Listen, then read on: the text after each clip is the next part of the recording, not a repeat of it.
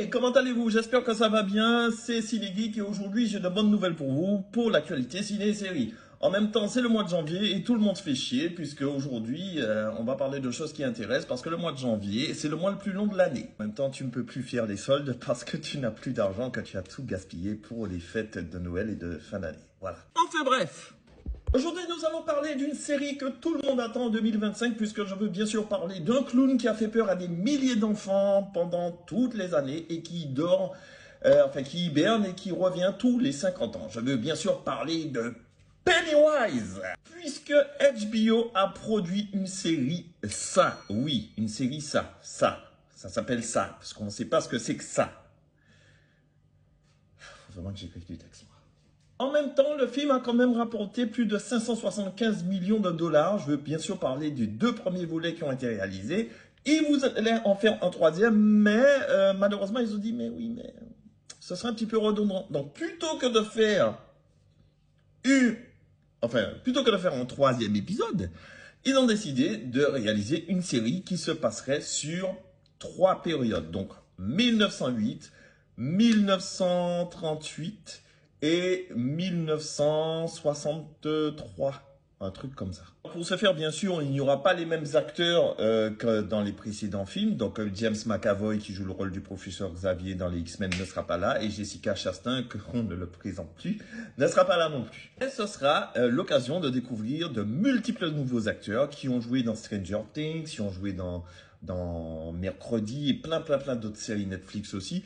Bien sûr, ce n'est pas une série Netflix, je dis bien que c'est...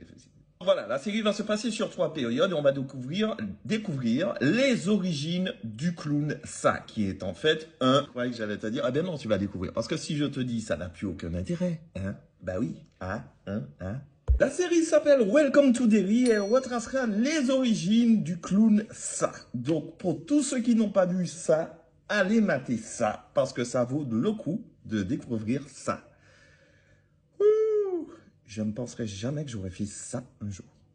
Donc à cette période carnavalesque qui est en train de monter en puissance, pour pouvoir te déguiser et être devant ta télévision au mois de juillet. C'est le mois de juillet.